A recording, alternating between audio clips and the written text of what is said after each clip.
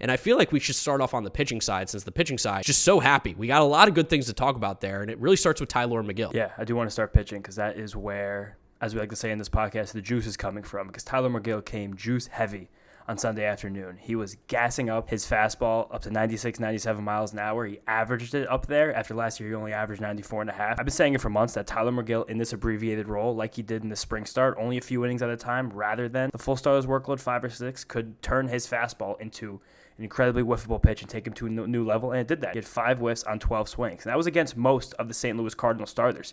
He faced Goldschmidt, he faced Edman, he faced Arenado, he faced Tyler O'Neill. Like, this was a real lineup he faced, and he kind of diced them up. Yeah, Megill looked really, really sharp. Like, first outing of the spring, of course, with this weird season, too, with the lockout, you didn't expect guys to really come out as sharp as they would be around this time of the year, but Tylor Megill took no breaks, he took no rest, and he was just firing from the beginning. I mean, I think his, first fastball came out around, 95, 96. I was like, oh, he's feeling himself right now. Yeah, his first fastball actually did come in 97 miles an hour, and he peaked right about that line. So the fact that he sat there at that same 97 mark for all 3 innings that he pitched, the sky could be the limit for him in one of these weird cleanup swingman roles. Yeah, I mean, maybe you want to explain a little bit more, just because it's probably been a few episodes since we really talked about what the plan for Tylor Megill should be at the start of the year. But essentially what we're thinking with Tylor Megill is that he's the depth starter right now in case of any sort of injuries or something that goes on. But there's a way that we can use him and utilize him to the best of the ability. It's like the 3-inning swingman role. Definitely. This is something that the Rays did last year with Drew Rasmussen, someone I've compared Tylor Megill to a lot, because Rasmussen got traded to the Rays from the Brewers and had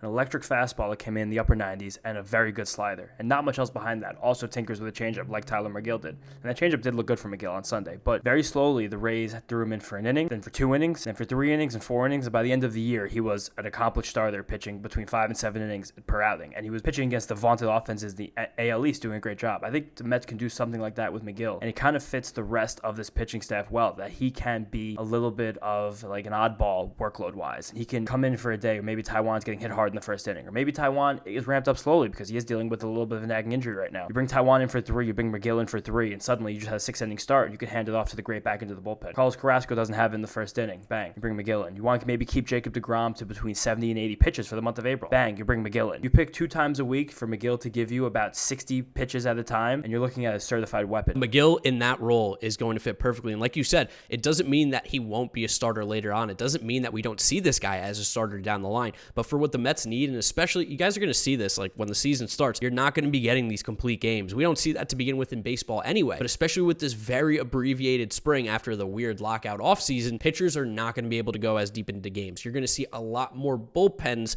being used a lot more. That wasn't good English, but you're just going to see them being used essentially at a higher interval, just because the starters are not going to be able to be used as much. They're not going to be able to throw as many pitches. The season's going to feel like it came on very quickly for these guys. So having a guy like Megill, who not only is going to be good out of the bullpen, but can give you multiple innings, probably like you said, maybe once or twice a week, that's going to be a huge, huge strength for the Mets, especially when you have guys like you mentioned, like Walker and Carrasco, who probably aren't going to go 5 their first few starts. And it's also especially important for Megill, I'll say it again, because he relies on his 4-seam fastball. We saw it very much last year, and sometimes that works and sometimes it doesn't, because hitters can sit. They know it's coming. For him to be able to crank that fastball up a few miles an hour and have it sit between 96 and 97 miles an hour, I'm even assuming, since this was his first start of the spring, that we're going to get that a little bit more once the adrenaline's going in the regular season. He's had a full month to ramp up. You're looking at a guy who could be sitting between 97 and 98 miles an hour. That's going to be a much more whiffable pitch. That's going to become a pitch that is basically an out pitch for Tylor Megill, especially as he continues to develop his changeup. Between that fastball and that slider, you're looking at a guy who's going to be playing